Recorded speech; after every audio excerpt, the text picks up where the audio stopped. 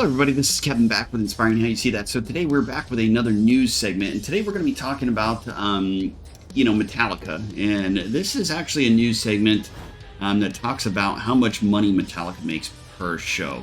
So we're going to be going down through and talking about this. And what really cracks me up is, as you see on the front page here, it has Lars in the front. And what really reminds me of that, and I'm going to play a short segment of that.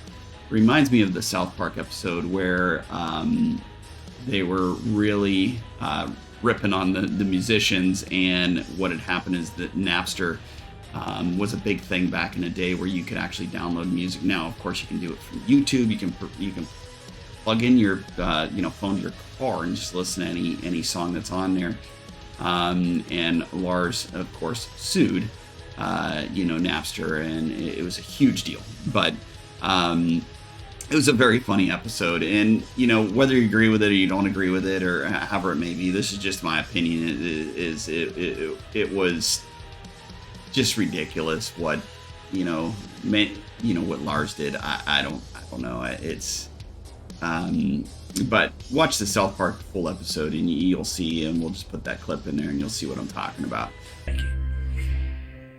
This is the home of Lars Ulrich, the drummer from Metallica.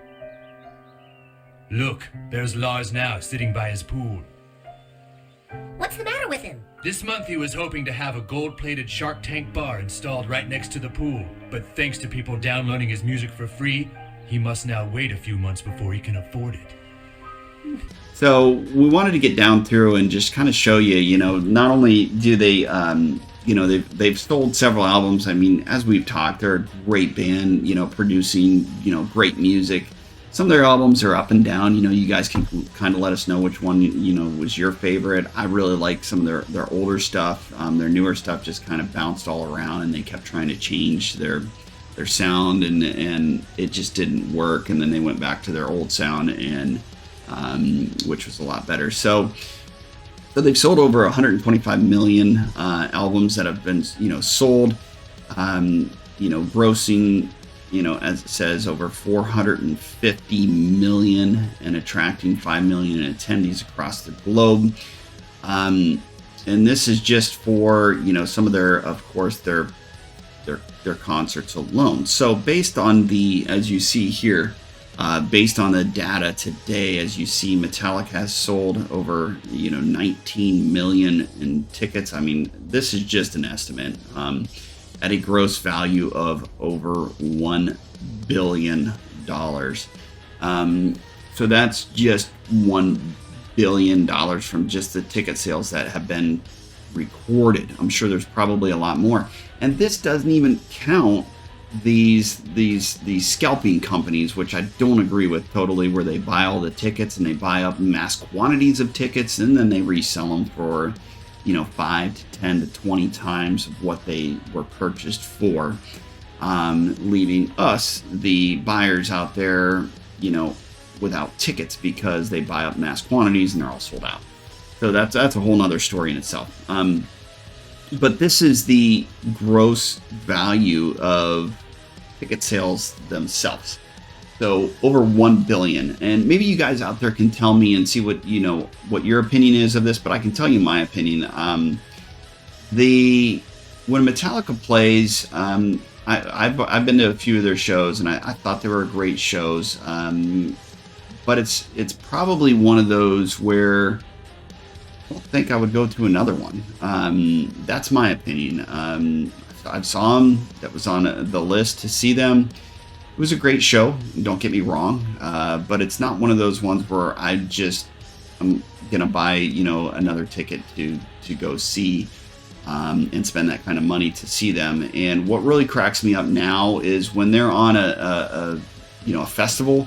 Most of the time now they're playing 2 or even 3 shows, and they're the closers for the other nights. Let another band do that. I mean, this is my opinion. I mean, don't hog the stage front and center. I just don't like that.